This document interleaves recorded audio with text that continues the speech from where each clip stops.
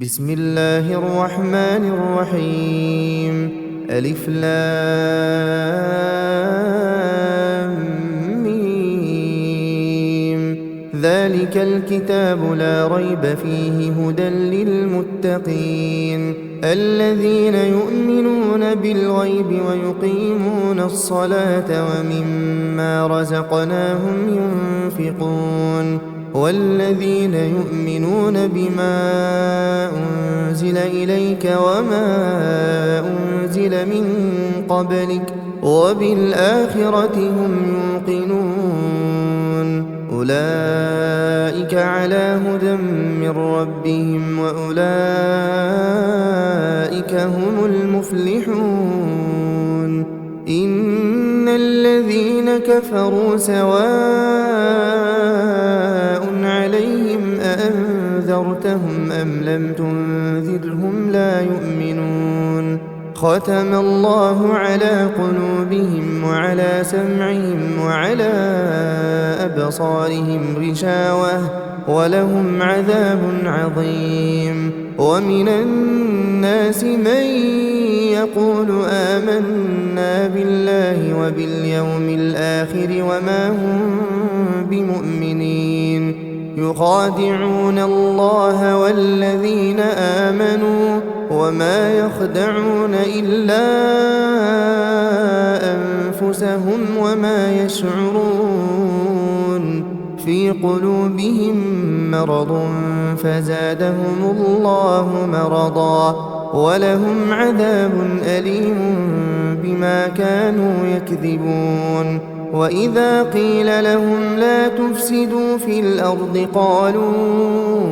إنما نحن مصلحون ألا إنهم هم المفسدون ولكن لا يشعرون. وإذا قيل لهم آمنوا كما آمن الناس قالوا أنؤمن كما آمن السفهاء ألا إنهم هم السفهاء ولكن لا يعلمون. وإذا لقوا الذين آمنوا قالوا آمنا وإذا خلوا إلى شياطينهم قالوا إنا معكم إنما نحن مستهزئون. الله يستهزئ بهم ويمدهم في طغيانهم يعمهون. أولئك الذين اشتروا الضلالة بالهدى فما ربحت تجارتهم وما كانوا مهتدين. مثلهم كمثل الذي استوقد نارا فلما أضاءت ما حوله ذهب الله بنورهم وتركهم في ظلمات لا يبصرون. صم بكم عمي فهم لا يرجعون. أو كصيب من السماء فيه ظلمات ورعد وبرق يجعلون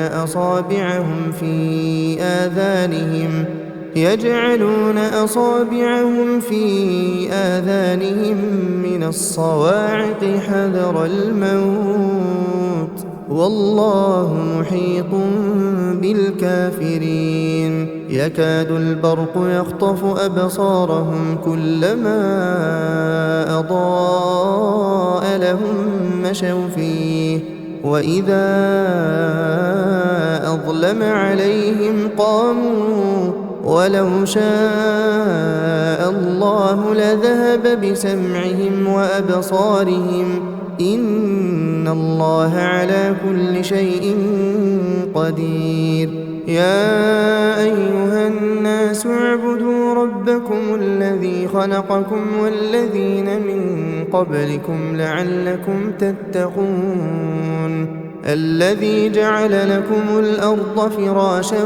والسماء بناء وأنزل من السماء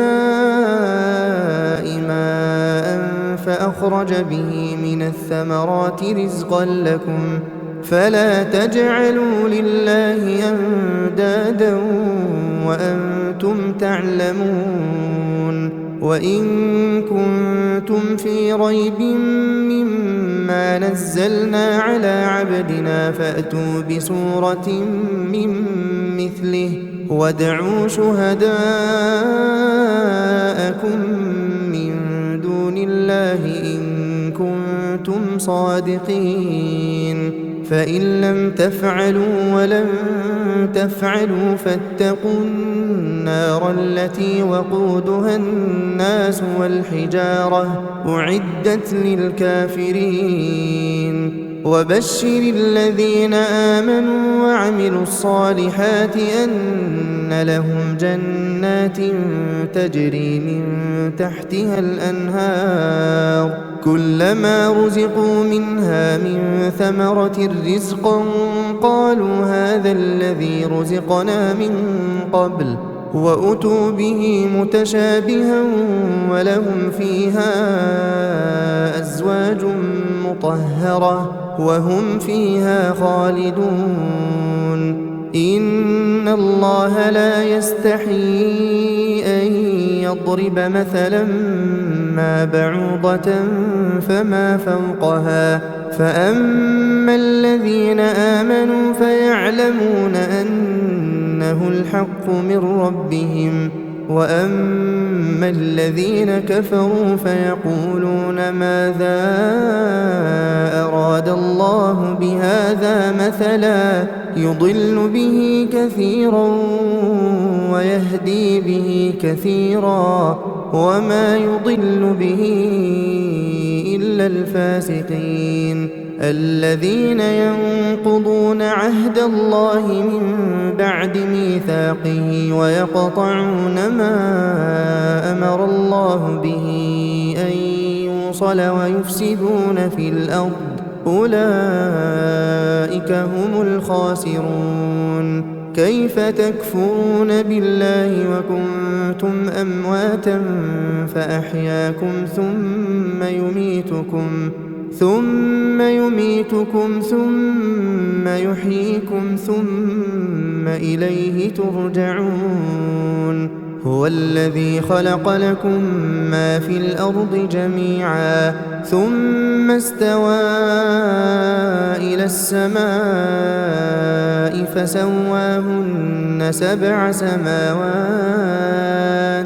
وهو بكل شيء عليم وإذ قال ربك للملائكة إني جاعل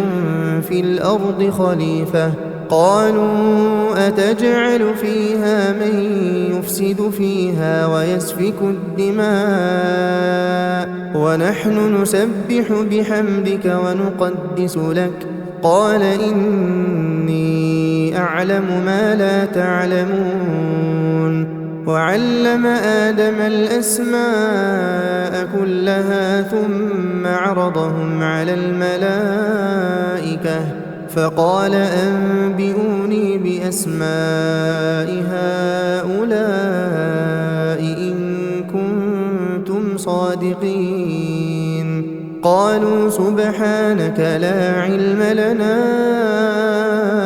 إلا ما علمتنا إنك أنت العليم الحكيم قال يا آدم أنبئهم بأسمائهم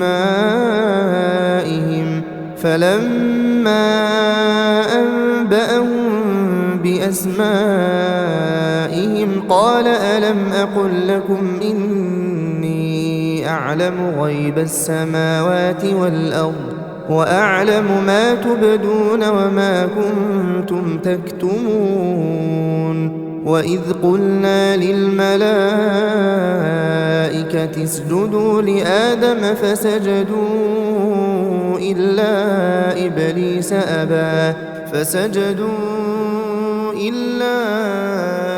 إبليس أبى واستكبر وكان من الكافرين وقلنا يا آدم اسكن أنت أنت وزوجك الجنة وكلا منها رغدا حيث شئتما ولا تقربا هذه الشجرة فتكونا من الظالمين فأزلهما الشيطان عنها فأخرجهما مما كانا فيه وقلنا اهبطوا بعضكم لبعض عدو ولكم في الأرض مستقر ومتاع إلى حين فتلقى آدم من ربه كلمات فتاب عليه إنه هو التواب الرحيم قلنا اهبطوا منها جميعا فإما يأتينكم مني هدى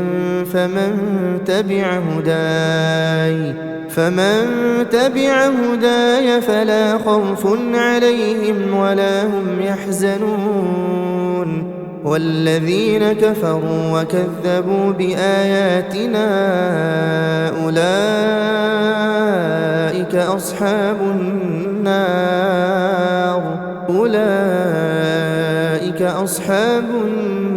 هم فيها خالدون يا بني إسرائيل اذكروا نعمتي التي أنعمت عليكم وأوفوا بعهدي أوف بعهدكم وإياي فارهبون وآمنوا بما أنزلت مصدقا لما معكم ولا تكونوا أول كافر به ولا تشتروا بآياتي ثمنا قليلا وإياي فاتقون ولا تلبسوا الحق بالباطل وتكتموا الحق وأنتم تعلمون وأقيموا الصلاة وآتوا الزكاة واركعوا مع الراكعين أتأمرون الناس بالبر وتنسون أنفسكم وأنتم تتلون الكتاب أفلا تعقلون واستعينوا بالصبر والصلاة وإنها لكبيرة إلا على الخاشعين الذين يظنون أنهم ملاقو ربهم وأنهم إليه راجعون يا بني إسرائيل اذكروا نعمتي التي أنعمت عليكم وأني فضلتكم على العالمين واتقوا يوما لا تجزي نفس عن نفس شيئا ولا يقبل منها شفاعة ولا يؤخذ منها عدل ولا هم ينصرون وإذ نجيناكم من آل فرعون يسومونكم سوء العذاب يذبحون أبناءكم ويستحيون نساءكم وفي ذلكم بلاء من ربكم عظيم وإذ فرقنا بكم البحر فأنجيناكم وأغرقنا آل فرعون وأنتم تنظرون وإذ واعدنا موسى 40 ليلة ثم اتخذتم العجل من بعده وأنتم ظالمون ثم عفونا عنكم من بعد ذلك لعلكم تشكرون وإذ آتينا موسى الكتاب والفرقان لعلكم تهتدون وإذ قال موسى لقومه يا قوم إنكم ظلمتم أنفسكم باتخاذكم العجل فتوبوا إلى بارئكم فاقتلوا أنفسكم ذلكم خير لكم عند بارئكم فتاب عليكم إنه هو التواب الرحيم. وإذ قلتم يا موسى لن نؤمن لك حتى نرى الله جهرة فأخذتكم الصاعقة وأنتم تنظرون ثم بعثناكم من بعد موتكم لعلكم تشكرون وظللنا عليكم الغمام وأنزلنا عليكم المن والسلوى كلوا من طيبات ما رزقناكم وما ظلمونا ولكن كانوا أنفسهم يظلمون. وإذ قلنا ادخلوا هذه القرية فكلوا منها حيث شئتم رغدا وادخلوا الباب سجدا وقولوا حطة نغفر لكم خطاياكم وسنزيد المحسنين. فبدل الذين ظلموا قولا غير الذي قيل لهم فأنزلنا على الذين ظلموا رجزا من السماء بما كانوا يفسقون. وإذ استسقى موسى لقومه فقلنا اضرب بعصاك الحجر فانفجرت منه 12 عينا قد علم كل أناس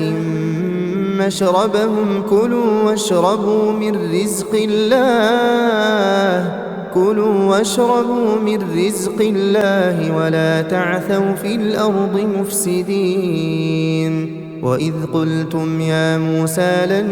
نصبر على طعام واحد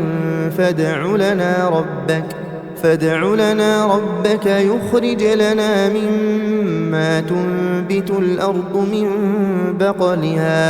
من بقلها وقثائها وفومها وعدسها وبصلها قال أتستبدلون الذي هو أدنى بالذي هو خير اهبطوا مصرا فإن لكم ما سألتم وضربت عليهم الذلة والمسكنة وباءوا بغضب من الله ذلك بأنهم كانوا يكفرون بآيات الله ويقتلون النبيين بغير الحق ذلك بما عصوا وكانوا يعتدون. إن الذين آمنوا والذين هادوا والنصارى والصابئين من آمن بالله واليوم الآخر وعمل صالحا فلهم أجرهم عند ربهم ولا خوف عليهم ولا هم يحزنون. وإذ أخذنا ميثاقكم ورفعنا فوقكم الطور خذوا ما آتيناكم بقوة واذكروا ما فيه لعلكم تتقون ثم توليتم من بعد ذلك فلولا فضل الله عليكم ورحمته لكنتم من الخاسرين. ولقد علمتم الذين اعتدوا منكم في السبت فقلنا لهم كونوا قردة خاسئين فجعلناها نكالا لما بين يديها وما خلفها وموعظة للمتقين. وإذ قال موسى لقومه إن الله يأمركم أن تذبحوا بقرة قالوا أتتخذنا هزوا قال أعوذ بالله أن أكون من الجاهلين.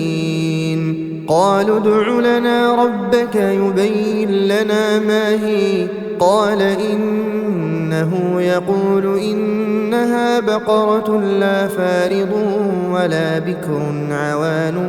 بين ذلك فافعلوا ما تؤمرون قالوا ادع لنا ربك يبين لنا ما لونها قال إنه يقول إنها بقرة صفراء فاقع لونها تسر الناظرين قالوا ادع لنا ربك يبين لنا ما هي إن البقرة شابه علينا وإنا إن شاء الله لمهتدون قال إنه يقول إنها بقرة لا ذلول تثير الأرض ولا تسقي الحرث مسلمة لا شية فيها قالوا الآن جئت بالحق فذبحوها وما كادوا يفعلون وإذ قتلتم نفسا فادارأتم فيها والله مخرج ما كنتم تكتمون فقلنا اضربوه ببعضها كذلك يحيي الله الموتى ويريكم آياته لعلكم تعقلون ثم قست قلوبكم من بعد ذلك فهي كالحجارة أو أشد قسوة وإن من الحجارة لما يتفجر منه الأنهار وإن منها لما يشقق فيخرج منه الماء وإن منها لما يهبط من خشية الله وما الله بغافل عما تعملون أفتطمعون أن يؤمنوا لكم وقد كان فريق منهم يسمعون كلام الله ثم يحرفونه من بعد ما عقلوه وهم يعلمون وإذا لقوا الذين آمنوا قالوا آمنا وإذا خلا بعضهم إلى بعض قالوا أتحدثونهم بما فتح الله عليكم ليحاجوكم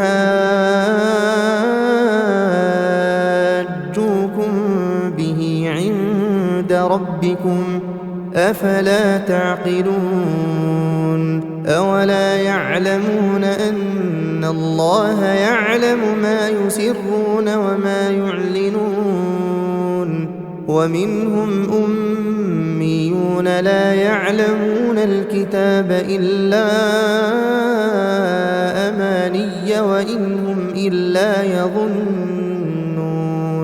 فويل للذين يكتبون الكتاب بأيديهم ثم يقولون هذا من عند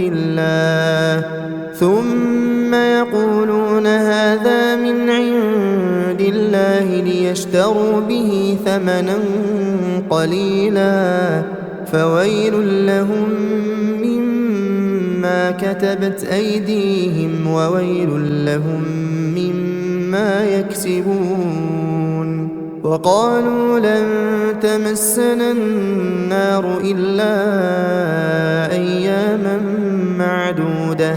قل أتخذتم عند الله عهدا فلن يخلف الله عهده أم تقولون على الله ما لا تعلمون بلى من كسب سيئة وأحاطت به خطيئته فأولئك أصحاب النار هم فيها خالدون والذين آمنوا وعملوا الصالحات أولئك أصحاب الجنة الجنة هم فيها خالدون. وإذ أخذنا ميثاق بني إسرائيل لا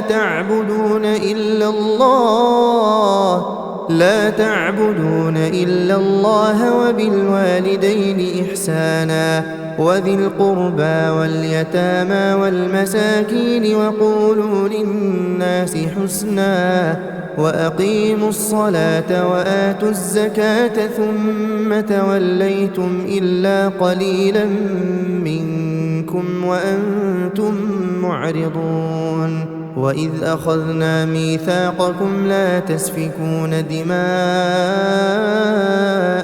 ولا تخرجون أنفسكم من دياركم ثم أقررتم وأنتم تشهدون. ثم أنتم هؤلاء تقتلون أنفسكم وتخرجون فريقا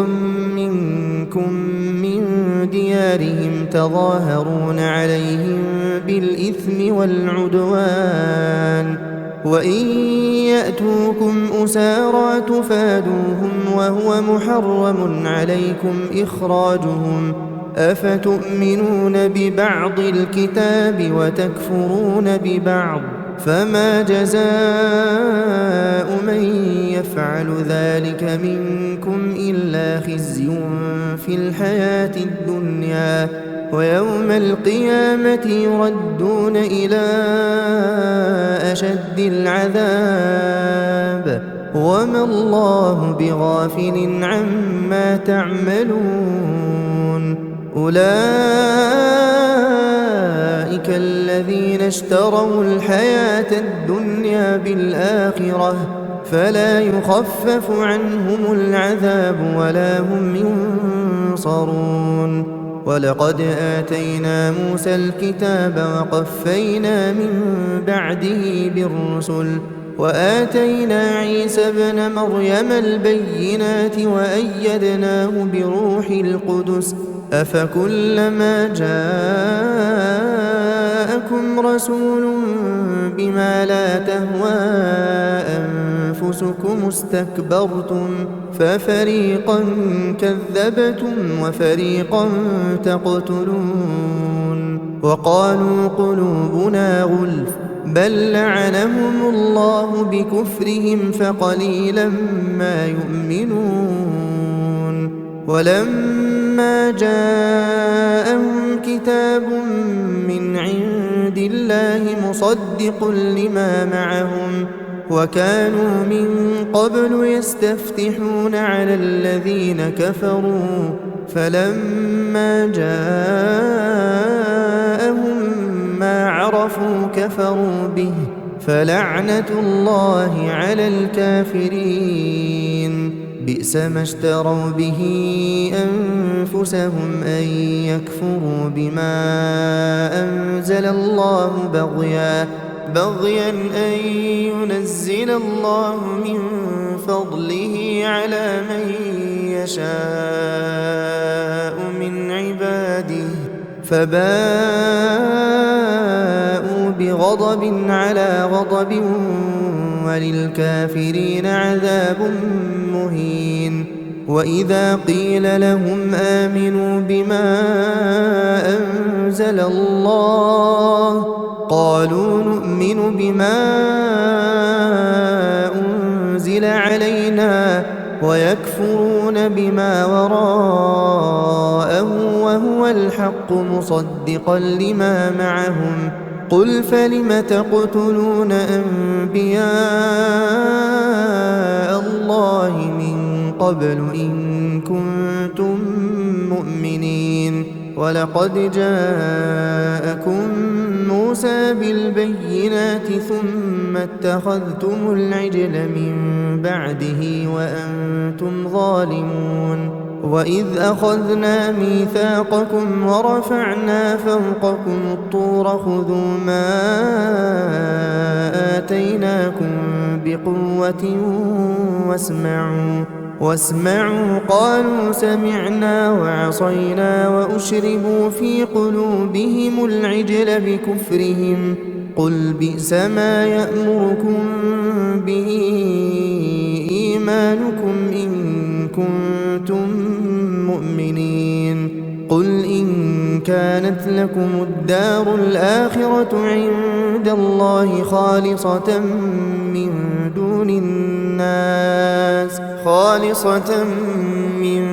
دون الناس فتمنوا الموت إن كنتم صادقين ولن يتمنوه أبدا بما قدمت أيديهم والله عليم بالظالمين ولتجدنهم أحرص الناس على حياة ومن الذين أشركوا يود أحدهم لو يعمر 1000 سنة وما هو بمزحزحه من العذاب أن يعمر والله بصير بما يعملون قل من كان عدوا لجبريل فإنه نزله على قلبك بإذن الله مصدقا لما بين يديه وهدى وبشرى للمؤمنين من كان عدوا لله وملائكته ورسله وجبريل وميكال فإن الله عدو للكافرين ولقد أنزلنا إليك آيات بينات وما يكفر بها إلا الفاسقون أوكلما عاهدوا عهدا نبذه فريق منهم بل أكثرهم لا يؤمنون ولما جاءهم رسول من عند الله مصدق لما معهم نبذ فريق من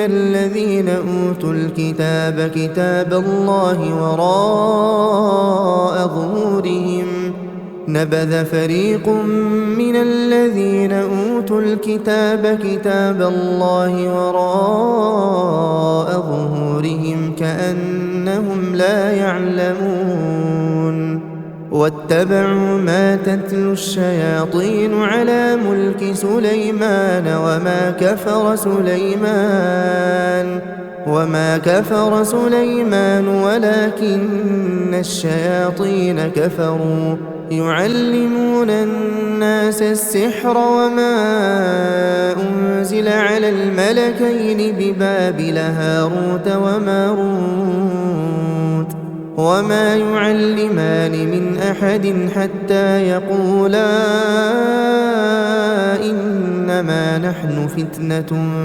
فلا تكفر فيتعلمون منهما ما يفرقون به بين المرء وزوجه وما هم بضارين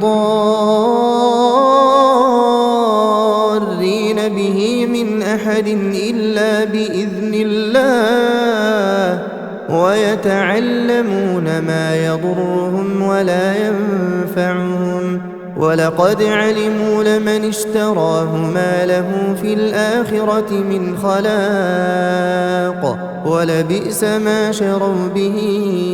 أنفسهم لو كانوا يعلمون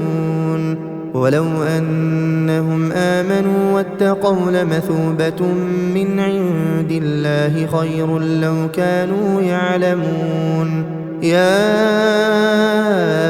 أيها الذين آمنوا لا تقولوا راعنا وقولوا انظرنا واسمعوا وللكافرين عذاب أليم ما يود الذين كفروا من أهل الكتاب ولا المشركين أن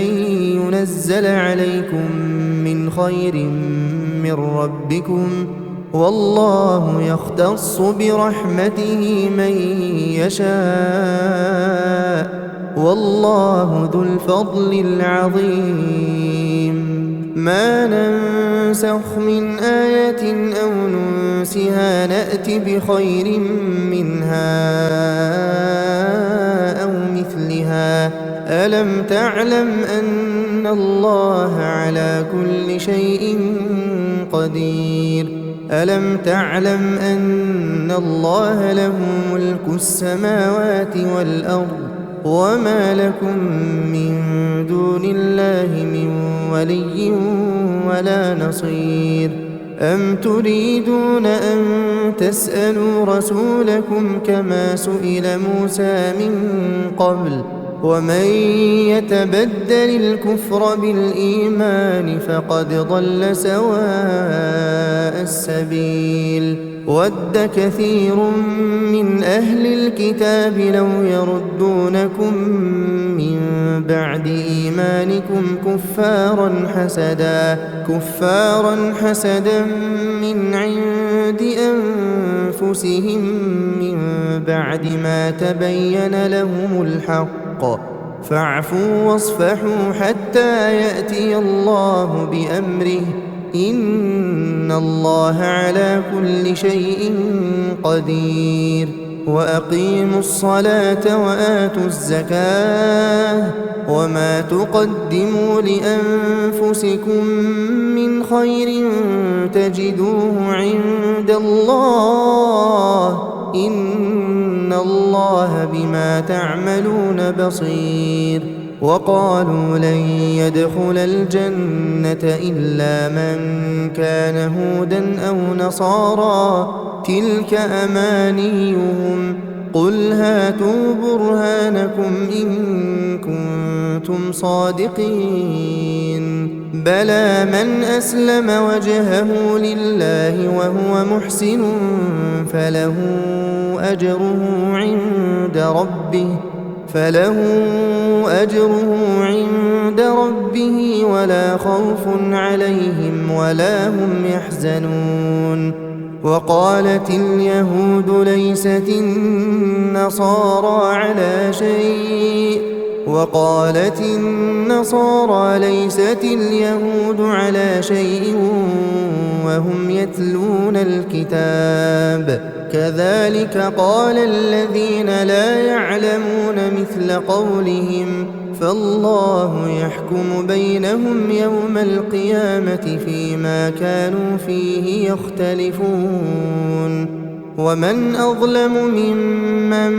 منع مساجد الله أن يذكر فيها اسمه وسعى في خرابها أولئك ما كان لهم أن يدخلوها إلا خائفين لهم في الدنيا خزي ولهم في الآخرة عذاب عظيم ولله المشرق والمغرب فأينما تولوا فثم وجه الله إن الله واسع عليم وقالوا اتخذ الله ولدا سبحانه بل له ما في السماوات والأرض كل له قانتون بديع السماوات والأرض وإذا قضى أمرا فإنما يقول له كن فيكون وقال الذين لا يعلمون لولا يكلمنا الله أو تأتينا آية كذلك قال الذين من قبلهم مثل قولهم تشابهت قلوبهم قد بينا الآيات لقوم يوقنون إنا أرسلناك بالحق بشيرا ونذيرا ولا تسأل عن أصحاب الجحيم ولن ترضى عنك اليهود ولا النصارى حتى تتبع ملتهم قل إن هدى الله هو الهدى ولئن اتبعت أهواءهم بعد الذي جاءك من العلم ما لك من الله من ولي ولا نصير الذين آتيناهم الكتاب يتلونه حق تلاوته أولئك يؤمنون به ومن يكفر به فأولئك هم الخاسرون يا بني إسرائيل اذكروا نعمتي التي أنعمت عليكم وأني فضلتكم على العالمين واتقوا يوما لا تجزي نفس عن نفس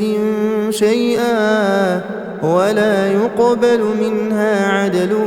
ولا تنفعها شفاعة ولا هم ينصرون وإذ ابتلى إبراهيم ربه بكلمات فأتمهن قال إني جاعلك للناس إماما قال ومن ذريتي قال لا ينال عهد الظالمين وإذ جعلنا البيت مثابة للناس وأمنا واتخذوا من مقام إبراهيم مصلى وعهدنا إلى إبراهيم وإسماعيل أن طهرا بيتي للطائفين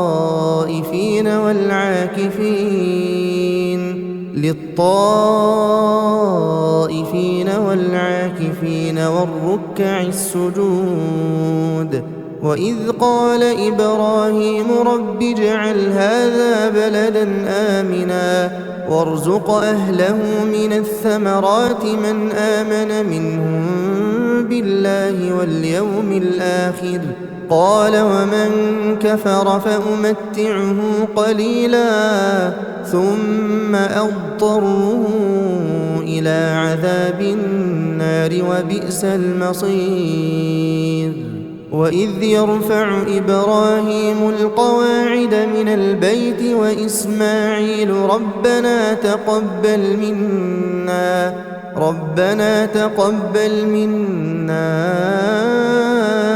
إنك أنت السميع العليم ربنا واجعلنا مسلمين لك ومن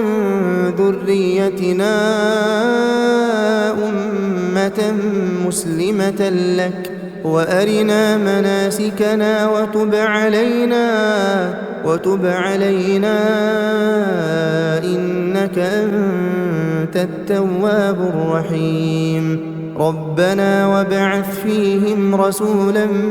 منهم يتلو عليهم آياتك ويعلمهم الكتاب والحكمة ويزكيهم إنك أنت العزيز الحكيم ومن يرغب عن ملة إبراهيم إلا من سفه نفسه ولقد اصطفيناه في الدنيا وإنه في الآخرة لمن الصالحين إذ قال له ربه أسلم قال أسلمت لرب العالمين ووصى بها إبراهيم بنيه ويعقوب يا بني إن الله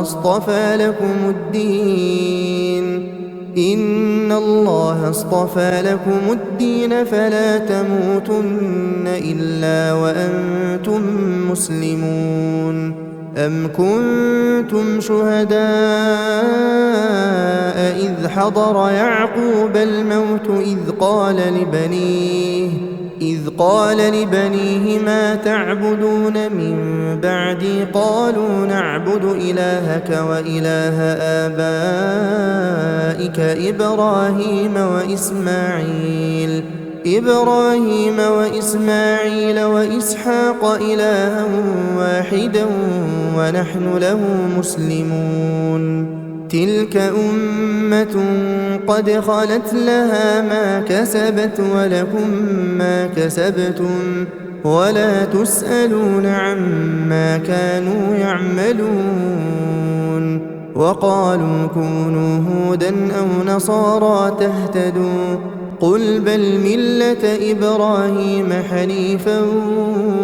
وما كان من المشركين قولوا آمنا بالله وما أنزل إلينا وما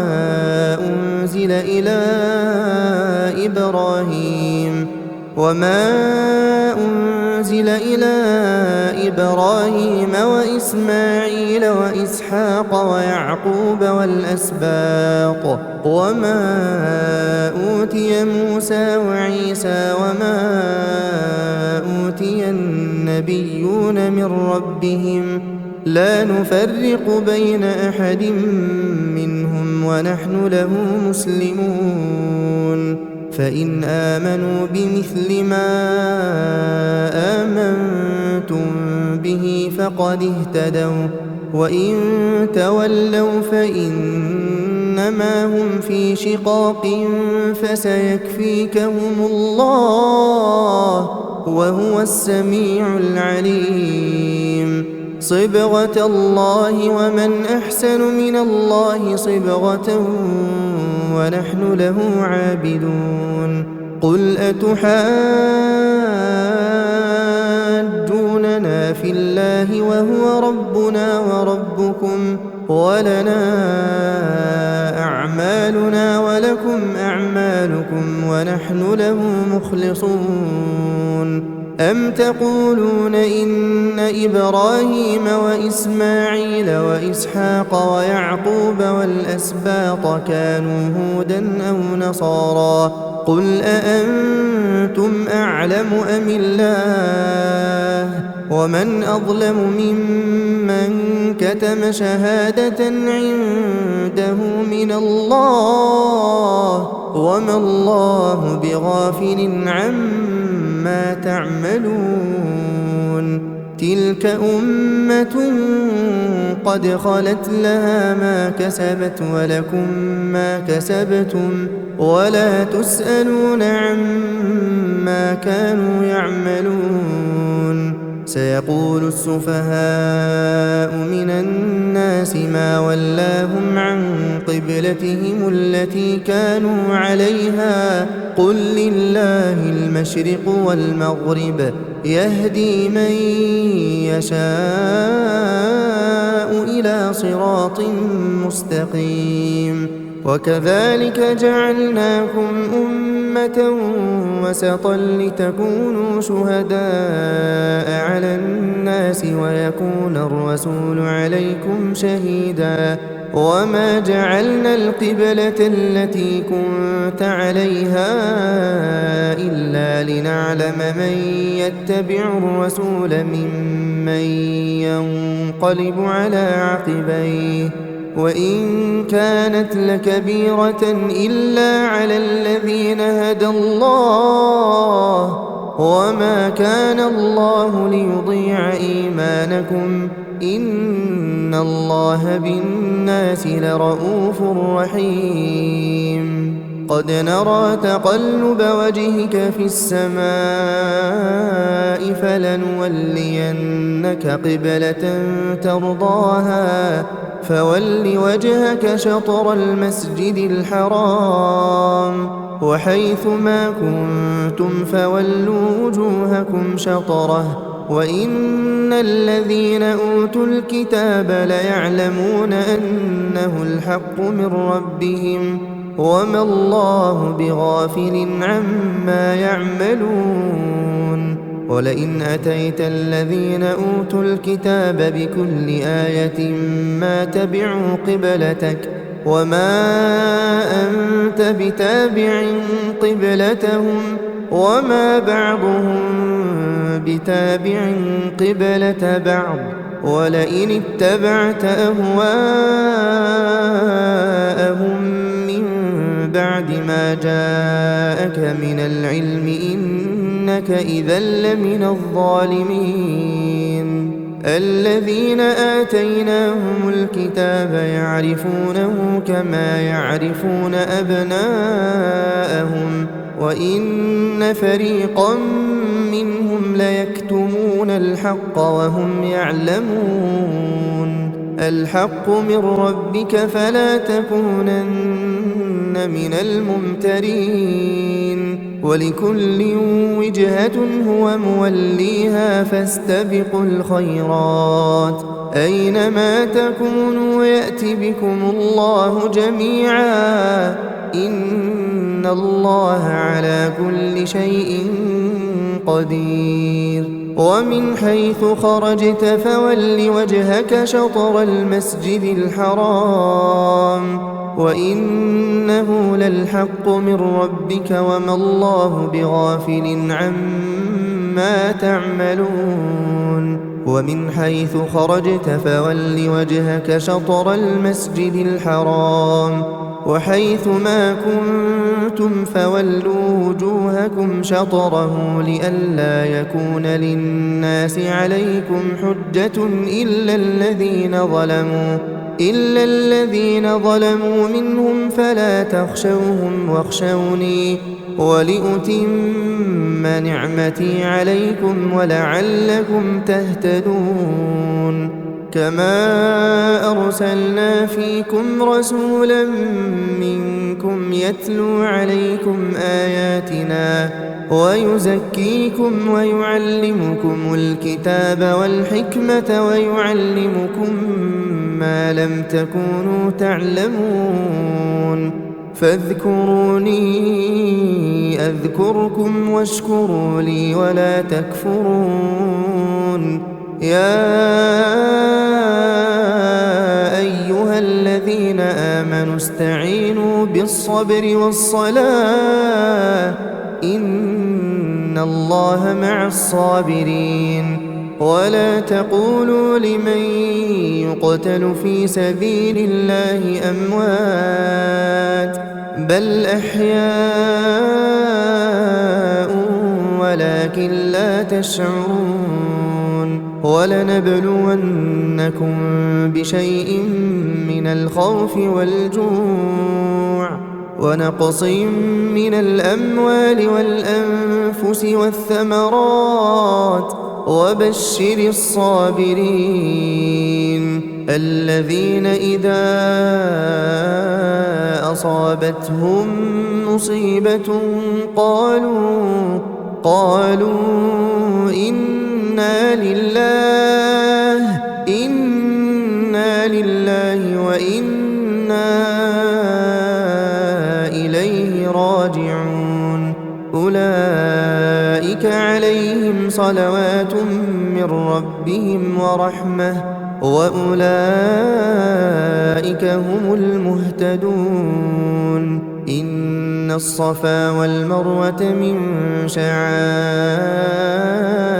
الله فمن حج البيت أو اعتمر فلا جناح عليه أن يطوف بهما ومن تطوع خيرا فإن الله شاكر عليم. إن الذين يكتمون ما أنزلنا من البينات والهدى من بعد ما بيناه للناس في الكتاب أولئك يلعنهم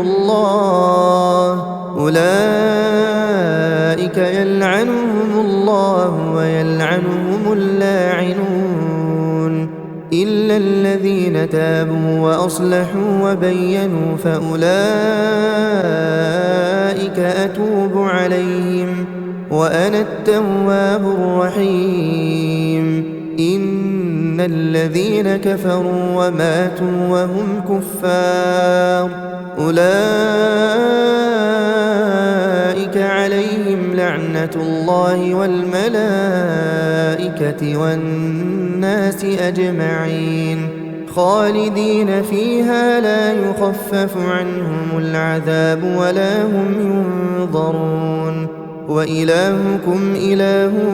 واحد لا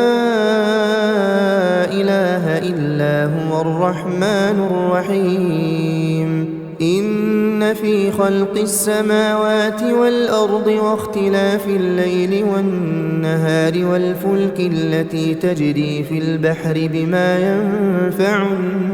الناس وما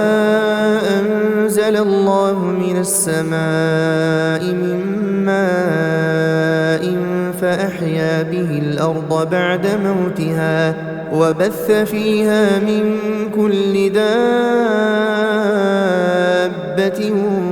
وتصريف الرياح والسحاب المسخر بين السماء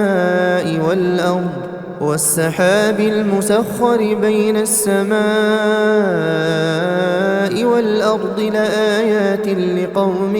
يعقلون ومن الناس من يتخذ من دون الله أندادا يحبونهم كحب الله والذين آمنوا أشد حبا لله ولو يرى الذين ظلموا إذ يرون العذاب أن القوة لله جميعا وأن الله شديد العذاب إذ تبرأ الذين اتبعوا من الذين اتبعوا ورأوا العذاب وتقطعت بهم الأسباب وقال الذين اتبعوا لو أن لنا كرة فنتبرأ منهم كما تبرأوا منا كذلك يريهم الله أعمالهم حسرات عليهم وما هم بخارجين من النار يا أيها الناس كلوا مما في الأرض حلالا طيبا ولا تتبعوا خطوات الشيطان إنه لكم عدو مبين إنما يأمركم بالسوء والفحشاء وأن تقولوا على الله ما لا تعلمون وإذا قيل لهم اتبعوا ما أنزل الله قالوا بل نتبع ما ألفينا عليه آباءنا أولو كان آباؤهم لا يعقلون شيئا ولا يهتدون ومثل الذين كفروا كمثل الذي ينعق بما لا يسمع إلا دعاء ونداء صم بكم عمي فهم لا يعقلون يا أيها الذين آمنوا كلوا من طيبات ما رزقناكم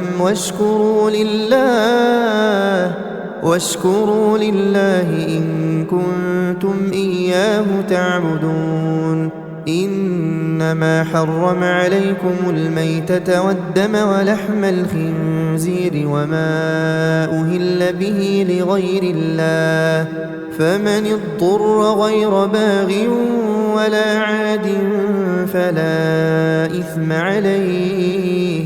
إن الله غفور رحيم إن الذين يكتمون ما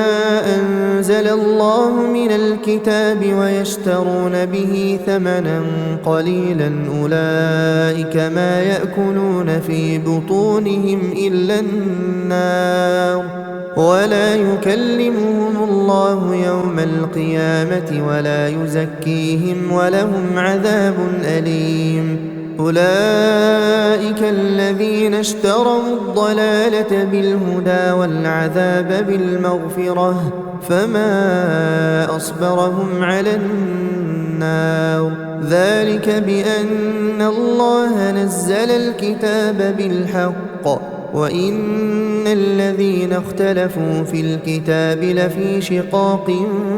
بعيد ليس البر أن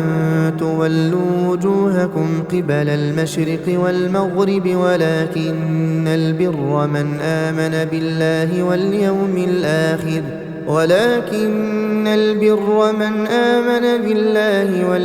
الآخر والملائكة والكتاب والنبيين وآتى المال على حبه ذوي القربى واليتامى والمساكين وابن السبيل والسائلين وفي الرقاب وأقام الصلاة وآتى الزكاة والموفون بعهدهم إذا عاهدوا والصابرين في البأساء والضراء وحين البأس أولئك الذين صدقوا وأولئك هم المتقون. يا أيها الذين آمنوا كتب عليكم القصاص في القتلى الحر بالحر والعبد بالعبد والأنثى بالأنثى فمن عفي له من أخيه شيء فاتباع بالمعروف وأداء إليه بإحسان ذلك تخفيف من ربكم ورحمة فمن اعتدى بعد ذلك فله عذاب أليم. ولكم في القصاص حياة يا أولي الألباب لعلكم تتقون. كتب عليكم إذا حضر أحدكم الموت إن ترك خيرا الوصية للوالدين والأقربين بالمعروف حقا على المتقين. فمن بدله بعدما سمعه فإنما إثمه على الذين يبدلونه إن الله سميع عليم. فمن خاف من موص جنفا أو إثما فأصلح بينهم فلا إثم عليه إن الله غفور رحيم. يا أيها الذين آمنوا كتب عليكم الصيام كما كتب على الذين من قبلكم لعلكم تتقون. أياما معدودات فمن كان منكم مريضا أو على سفر فعدة من أيام أخر وعلى الذين يطيقونه فدية طعام مسكين فمن تطوع خيرا فهو خير له وأن تصوموا خير لكم إن كنتم تعلمون. شهر رمضان الذي أنزل فيه القرآن هدى للناس وبينات من الهدى والفرقان فمن شهد منكم الشهر فليصمه ومن كان مريضا أو على سفر فعدة من أيام أخر يريد الله بكم اليسر ولا يريد بكم العسر ولتكملوا العدة ولتكبروا الله على ما هداكم ولعلكم تشكرون. وإذا سألك عبادي عني فإني قريب أجيب دعوة الداع إذا دعان فليستجيبوا لي وليؤمنوا بي لعلهم يرشدون. أحل لكم ليلة الصيام الرفث إلى نسائكم هن لباس لكم وأنتم لباس لهن علم الله أنكم كنتم تختانون أنفسكم فتاب عليكم وعفى عنكم فالآن باشروهن وابتغوا ما كتب الله لكم وكلوا واشربوا حتى يتبين لكم الخيط الأبيض من الخيط الأسود من الفجر ثم أتموا الصيام إلى الليل ولا تباشروهن وأنتم عاكفون في المساجد تلك حدود الله فلا تقربوها كذلك يبين الله آياته للناس لعلهم يتقون ولا تأكلوا أموالكم بينكم بالباطل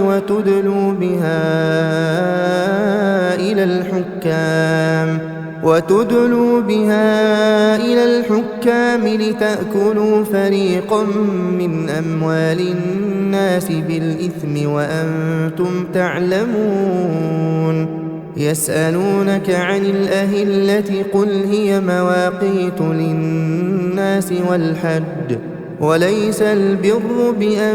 تأتوا البيوت من ظهورها ولكن البر من اتقى وأتوا البيوت من أبوابها واتقوا الله لعلكم تفلحون وقاتلوا في سبيل الله الذين يقاتلونكم ولا تعتدوا إن الله لا يحب المعتدين واقتلوهم حيث ثقفتموهم وأخرجوهم من حيث أخرجوكم والفتنة أشد من القتل ولا تقاتلوهم عند المسجد الحرام حتى يقاتلوكم فيه فإن قاتلوكم فاقتلوهم كذلك جزاء الكافرين فإن انتهوا فإن الله غفور رحيم وقاتلوهم حتى لا تكون فتنة ويكون الدين لله فإن انتهوا فلا عدوان إلا على الظالمين الشهر الحرام بالشهر الحرام والحرمات قصاص فمن اعتدى عليكم فاعتدوا عليه بمثل ما اعتدى عليكم واتقوا الله واعلموا أن الله مع المتقين وأنفقوا في سبيل الله ولا تلقوا بأيديكم إلى التهلكة وأحسنوا إن الله يحب المحسنين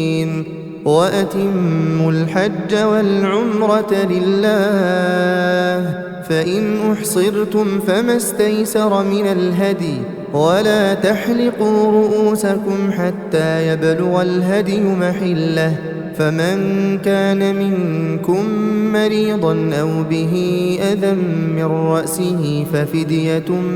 من صيام أو صدقة أو نسك فإذا أمنتم فمن تمتع بالعمرة إلى الحج فما استيسر من الهدي فمن لم يجد فصيام 3 أيام في الحج و7 إذا رجعتم تلك 10 كاملة ذلك لمن لم يكن أهله حاضر المسجد الحرام واتقوا الله واعلموا أن الله شديد العقاب الحج أشهر معلومات فمن فرض فيهن الحج فلا رفث ولا فسوق ولا جدال في الحج وما تفعلوا من خير يعلمه الله وتزودوا فإن خير الزاد التقوى واتقون يا أولي الألباب ليس عليكم جناح أن تبتغوا فضلا من ربكم فإذا أفضتم من عرفات فاذكروا الله عند المشعر الحرام واذكروه كما هداكم وإن كنتم من قبله لمن الضالين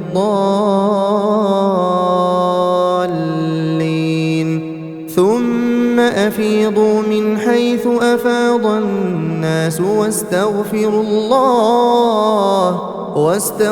الله إن الله غفور رحيم فإذا قضيتم مناسككم فاذكروا الله كذكركم آباءكم أو أشد ذكرا فمن الناس من يقول ربنا آتنا في الدنيا وما له في الآخرة من خلاق ومنهم من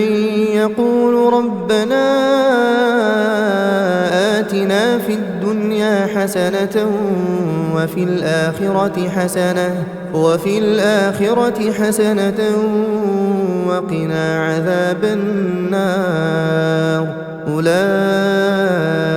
لهم نصيب مما كسبوا والله سريع الحساب واذكروا الله في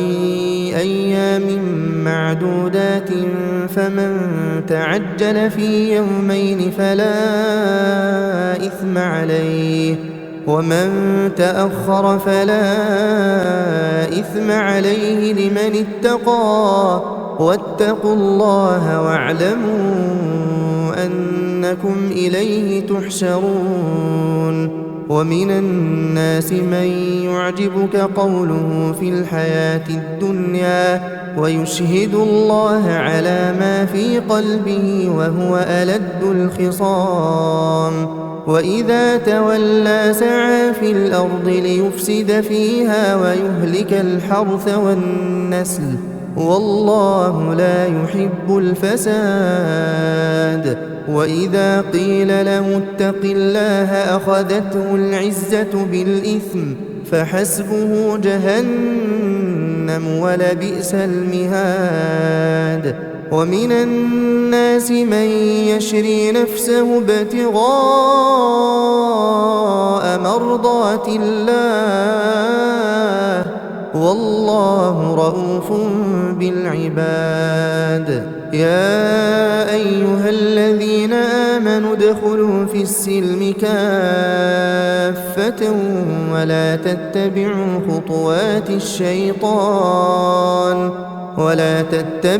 خطوات الشيطان إنه لكم عدو مبين فإن زللتم من بعد ما جاءتكم البينات فاعلموا أن الله عزيز حكيم هل ينظرون إلا أن يأتيهم الله في ظلل من الغمام والملائكة وقضي الأمر وإلى الله ترجع الأمور سل بني إسرائيل كم آتيناهم من آية بينة ومن يبدل نعمة الله من بعد ما جاءته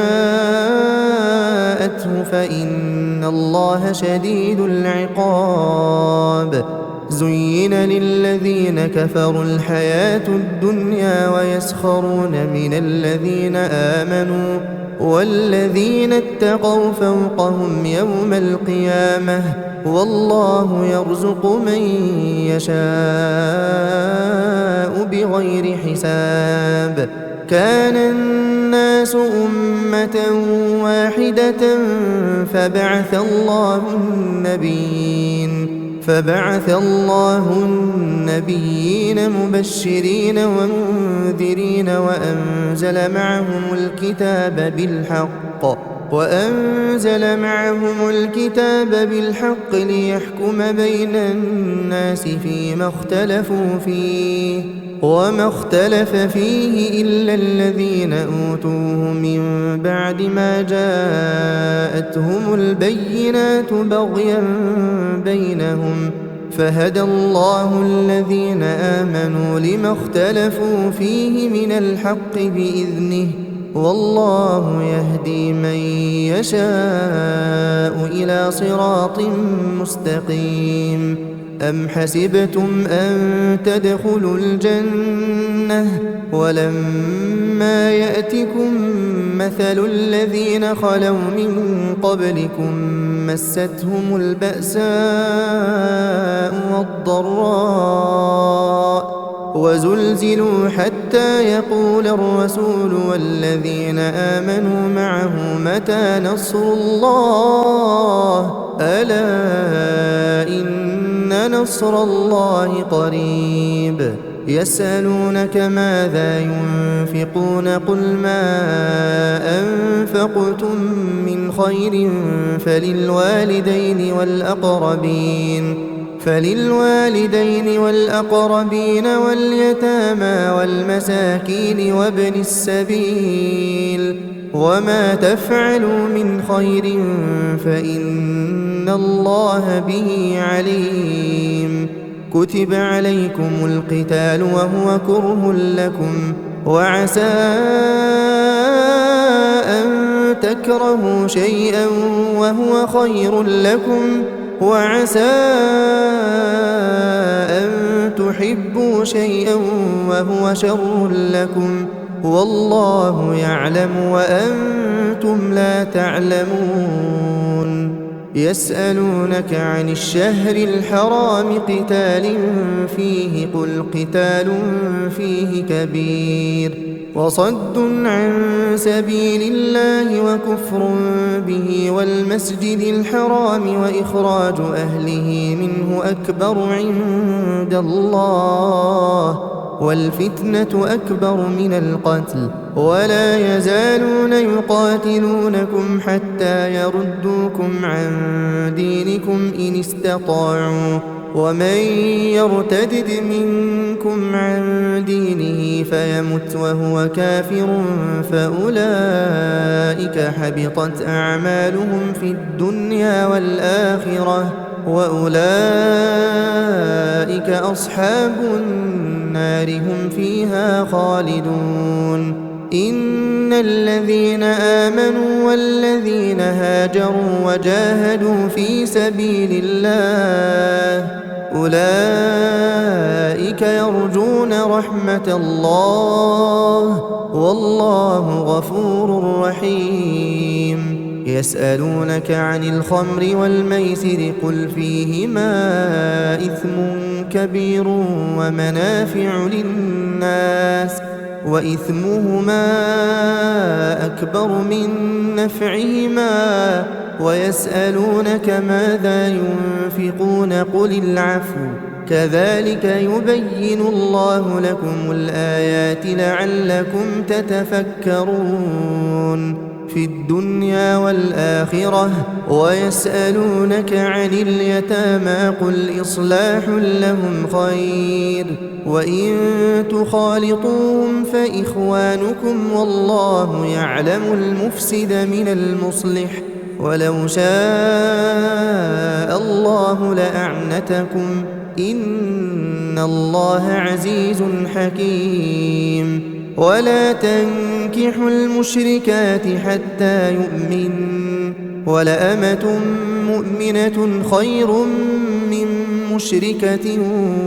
ولو أعجبتكم ولا تنكحوا المشركين حتى يؤمنوا ولعبد مؤمن خير من مشرك ولو أعجبكم أولئك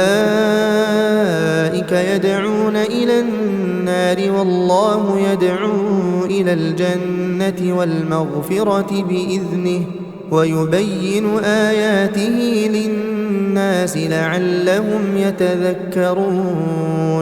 ويسألونك عن المحيض قل هو أذى فاعتزلوا النساء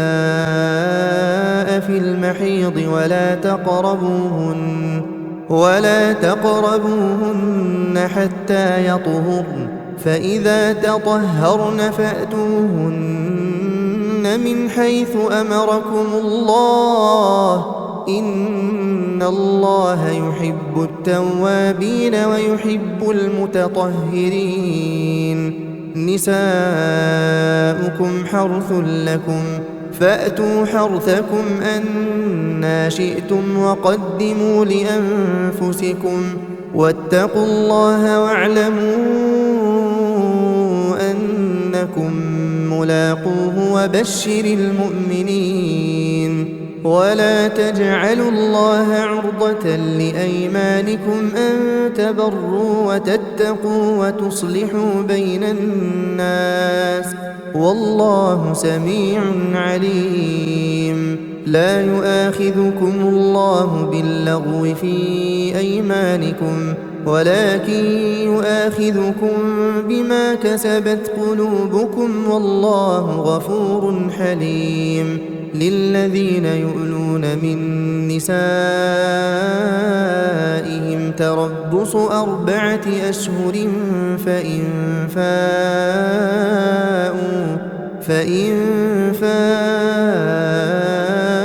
فإن الله غفور رحيم وإن عزموا الطلاق فإن الله سميع عليم والمطلقات يتربصن بأنفسهن 3 قروء ولا يحل لهن أن يكتمن ما خلق الله في أرحامهن إن كن يؤمن بالله واليوم الآخر وبعولتهن أحق بردهن في ذلك إن أرادوا إصلاحا ولهن مثل الذي عليهن بالمعروف وللرجال عليهن درجة والله عزيز حكيم الطلاق 2 مرتان فإمساك بمعروف أو تسريح بإحسان ولا يحل لكم أن تأخذوا مما آتيتموهن شيئا إلا أن يخافا ألا يقيما حدود الله فإن خفتم ألا يقيما حدود الله فلا جناح عليهما فيما افتدت به تلك حدود الله فلا تعتدوها ومن يتعد حدود الله فأولئك هم الظالمون فإن طلقها فلا تحل له من بعد حتى تنكح زوجا غيره فإن طلقها فلا جناح عليهما أن يتراجعا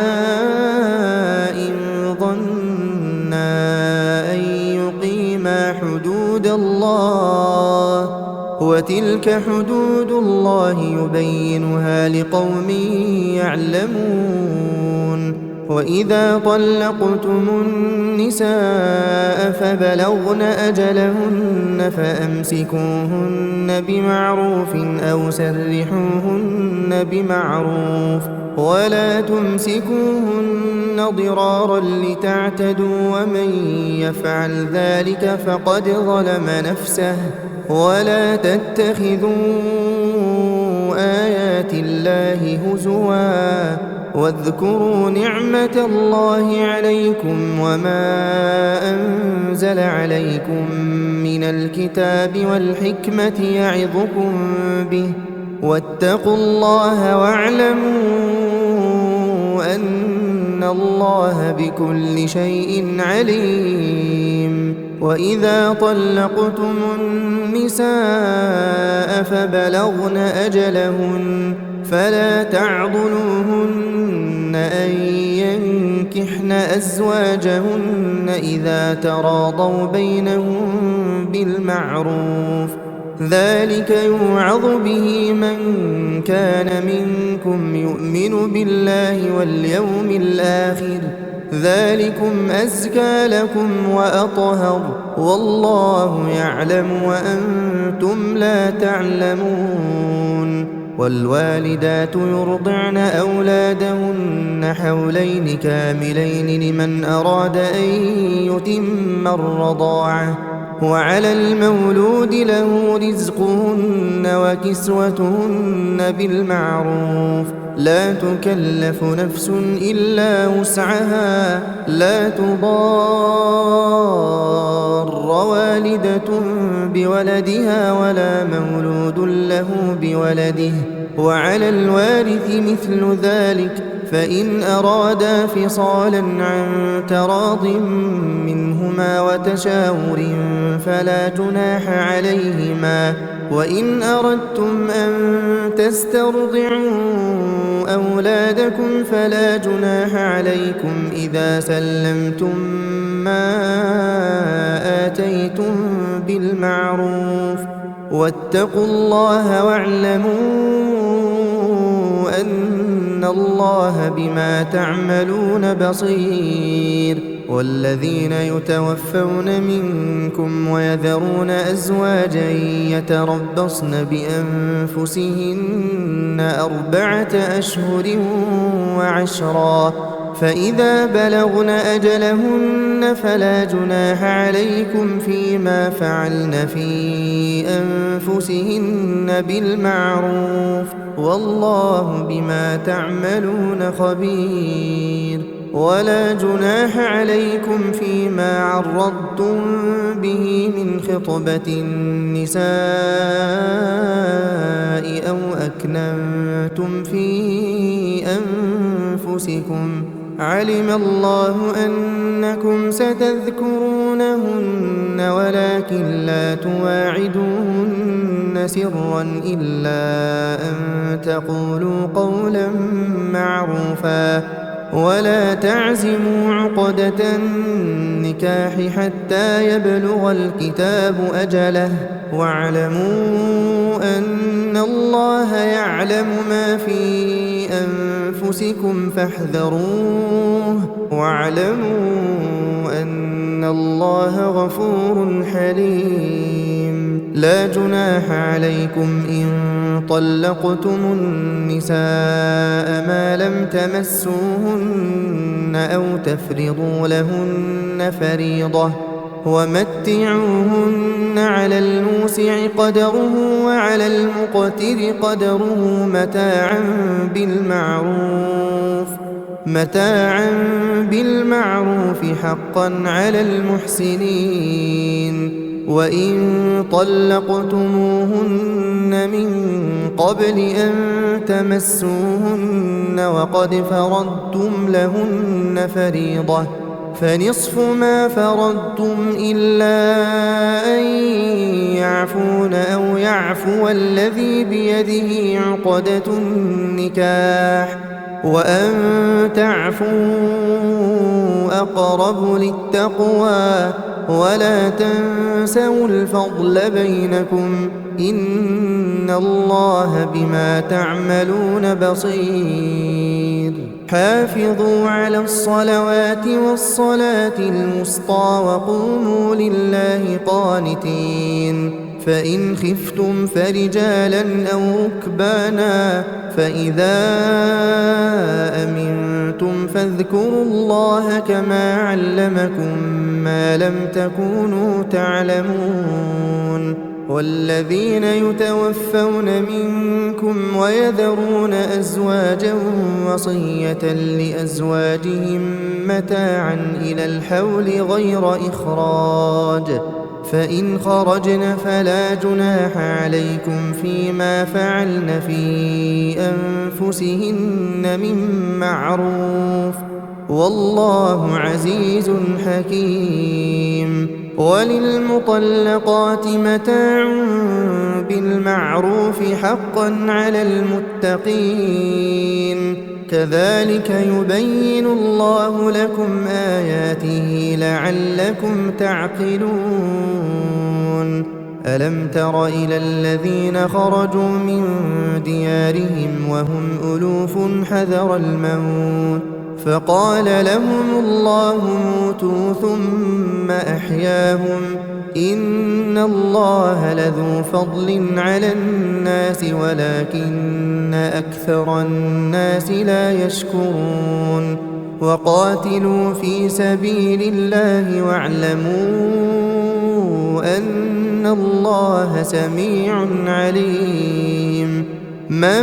ذا الذي يقرض الله قرضا حسنا فيضاعفه له أضعافا كثيرة والله يقبض ويبسط وإليه ترجعون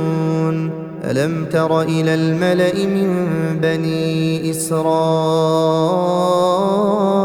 من بعد موسى إذ قالوا لنبي له بعث لنا ملكا نقاتل في سبيل الله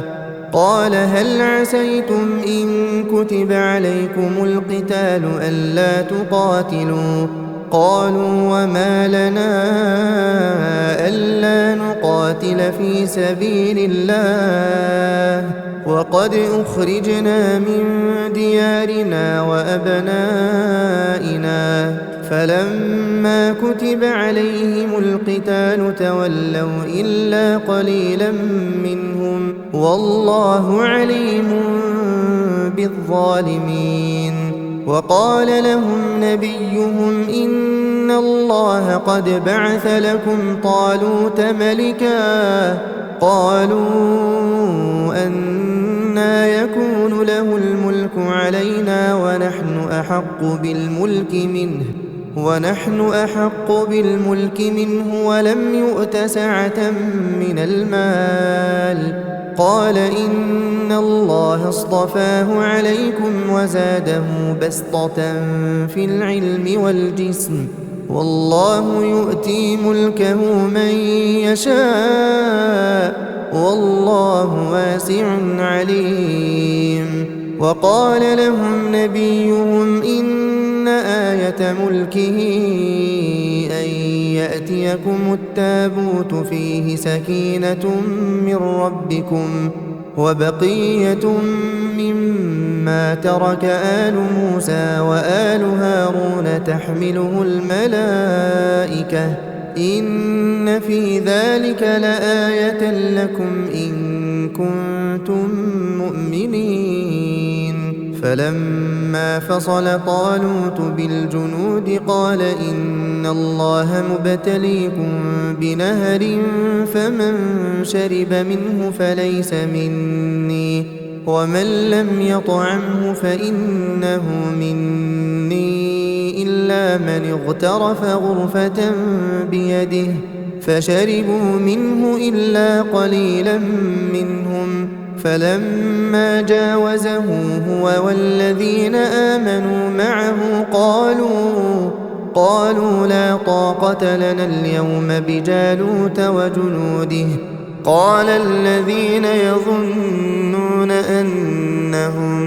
ملاقو الله كم من فئة قليلة غلبت فئة كثيرة بإذن الله والله مع الصابرين ولما برزوا لجالوت وجنوده قالوا ربنا أفرغ علينا صبرا وثبت أقدامنا وانصرنا على القوم الكافرين فهزموهم بإذن الله وقتل داود جالوت وآتاه الله الملك والحكمة وعلمه مما يشاء ولولا دفع الله الناس بعضهم ببعض لفسدت الأرض ولكن الله ذو فضل على العالمين تلك آيات الله نتلوها عليك بالحق وإنك لمن المرسلين تلك الرسل فضلنا بعضهم على بعض منهم من كلم الله ورفع بعضهم درجات وآتينا عيسى ابن مريم البينات وأيدناه بروح القدس ولو شاء الله ما اقتتل الذين من بعدهم من بعد ما جاءتهم البينات ولكن اختلفوا فمنهم من آمن ومنهم من كفر ولو شاء الله ما اقتتلوا ولكن الله يفعل ما يريد يا أيها الذين آمنوا أنفقوا مما رزقناكم من قبل أن يأتي يوم لا بيع فيه ولا خلة ولا شفاعة والكافرون هم الظالمون الله لا إله إلا هو الحي القيوم لا تأخذه سنة ولا نوم له ما في السماوات وما في الأرض من ذا الذي يشفع عنده إلا بإذنه يعلم ما بين أيديهم وما خلفهم ولا يحيطون بشيء من علمه إلا بما شاء وسع كرسيه السماوات والأرض ولا يؤوده حفظهما وهو العلي العظيم لا إكراه في الدين قد تبين الرشد من الغي فمن يكفر بالطاغوت ويؤمن بالله فقد استمسك بالعروة الوثقى لا انفصام لها والله سميع عليم الله ولي الذين آمنوا يخرجهم من الظلمات إلى النور والذين كفروا أولياؤهم الطاغوت يخرجونهم من النور إلى الظلمات أولئك أصحاب النار هم فيها خالدون ألم تر إلى الذي حاج إبراهيم في ربه أن آتاه الله الملك إذ قال إبراهيم ربي الذي يحيي ويميت قال أنا أحيي وأميت قال إبراهيم فإن الله يأتي بالشمس من المشرق فأت بها من المغرب فبهت الذي كفر والله لا يهدي القوم الظالمين أو كالذي مر على قرية وهي خاوية على عروشها قال أنى يحيي هذه الله بعد موتها فأماته الله 100 عام ثم بعثه قال كم لبثت قال لبثت يوما أو بعض يوم قال بل لبثت 100 عام فانظر إلى طعامك وشرابك لم يتسنه وانظر إلى حمارك ولنجعلك آية للناس وانظر إلى العظام كيف ننشزها ثم نكسوها لحما فلما تبين له قال أعلم أن الله على كل شيء قدير وإذ قال إبراهيم رب أرني كيف تحيي الموتى قال أولم تؤمن قال بلى ولكن ليطمئن قلبي قال فخذ 4 من الطير فصرهن إليك ثم اجعل على كل جبل منهن جزءا ثم ادعهن يأتينك سعيا واعلم أن الله عزيز حكيم. مثل الذين ينفقون أموالهم في سبيل الله كمثل حبة أنبتت 7 سنابل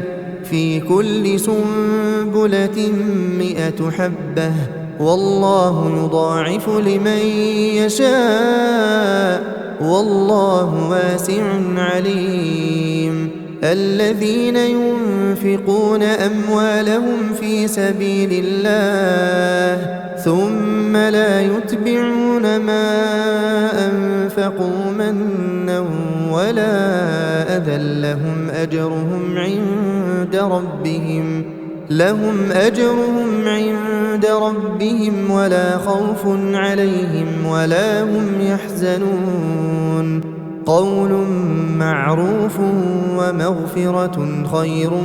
من صدقة يتبعها أذى والله غني حليم. يا أيها الذين آمنوا لا تبطلوا صدقاتكم بالمن والأذى كالذي ينفق ماله رئاء الناس ولا يؤمن بالله واليوم الآخر فمثله كمثل صفوان عليه تراب فأصابه وابل فتركه صلدا لا يقدرون على شيء مما كسبوا والله لا يهدي القوم الكافرين. ومثل الذين ينفقون أموالهم ابتغاء مرضات الله وتثبيتا من أنفسهم كمثل جنة بربوة أصابها وابل فآتت أكلها ضعفين فإن لم يصبها وابل فطل والله بما تعملون بصير. أيود أحدكم أن تكون له جنة من نخيل وأعناب تجري من تحتها الأنهار له فيها من كل الثمرات وأصابه الكبر وله ذرية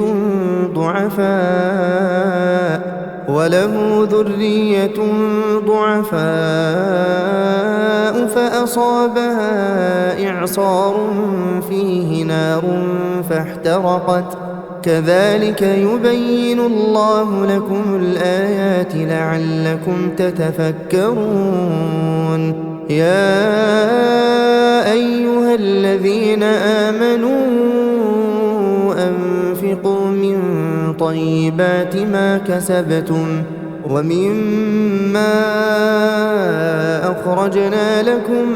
من الأرض ولا تيمموا الخبيث منه تنفقون ولستم بآخذيه إلا أن تغمضوا فيه واعلموا أن الله غني حميد. الشيطان يعدكم الفقر ويأمركم بالفحشاء والله يعدكم مغفرة منه وفضلا والله واسع عليم. يؤتي الحكمة من يشاء ومن يؤت الحكمة فقد أوتي خيرا كثيرا وما يذكر إلا أولو الألباب. وما أنفقتم من نفقة أو نذرتم من نذر فإن الله يعلمه وما للظالمين من أنصار. إن تبدوا الصدقات فنعما هي وإن تخفوها وتؤتوها الفقراء فهو خير لكم ويكفر عنكم من سيئاتكم والله بما تعملون خبير ليس عليك هداهم ولكن الله يهدي من يشاء وما تنفقوا من خير فلأنفسكم وما تنفقون إلا ابتغاء وجه الله وما تنفقوا من خير يوفى إليكم وأنتم لا تظلمون للفقراء الذين أحصروا في سبيل الله لا يستطيعون ضربا في الأرض يحسبهم الجاهل أغنياء من التعفف تعرفهم بسيماهم لا يسألون الناس إلحافا وما تنفقوا من خير فإن الله به عليم الذين ينفقون أموالهم بالليل والنهار سرا وعلانية فلهم أجرهم عند ربهم ولا خوف عليهم ولا هم يحزنون الذين يأكلون الربا لا يقومون إلا كما يقوم الذي يتخبطه الشيطان من المس ذلك بأنهم قالوا إنما البيع مثل الربا وأحل الله البيع وحرم الربا فمن جاءه موعظة من ربه فانتهى فله ما سلف وأمره إلى الله ومن عاد فأولئك أصحاب النار هم فيها خالدون يمحق الله الربا ويربي الصدقات والله لا يحب كل كفار أثيم إن الذين آمنوا وعملوا الصالحات وأقاموا الصلاة وآتوا الزكاة لهم أجرهم عند ربهم ولا خوف عليهم ولا هم يحزنون يا أيها الذين آمنوا اتقوا الله وذروا ما بقي من الربا إن كنتم مؤمنين فإن لم تفعلوا فأذنوا بحرب من الله ورسوله وإن تبتم فلكم رؤوس أموالكم لا تظلمون ولا تظلمون وإن كان ذو عسرة فنظرة إلى ميسرة وأن تصدقوا خير لكم إن كنتم تعلمون واتقوا يوما ترجعون فيه إلى الله ثم توفى كل نفس ما كسبت وهم لا يظلمون يا أيها الذين آمنوا إذا تداينتم بدين إلى أجل مسمى فاكتبوه وليكتب بينكم كاتب بالعدل ولا يأب كاتب أن يكتب كما علمه الله فليكتب وليملل الذي عليه الحق وليتق الله ربه ولا يبخس منه شيئا فإن كان الذي عليه الحق سفيها أو ضعيفا أو لا يستطيع أن يمل هو فليملل وليه بالعدل واستشهدوا شهيدين من رجالكم فإن لم يكونا رجلين فرجل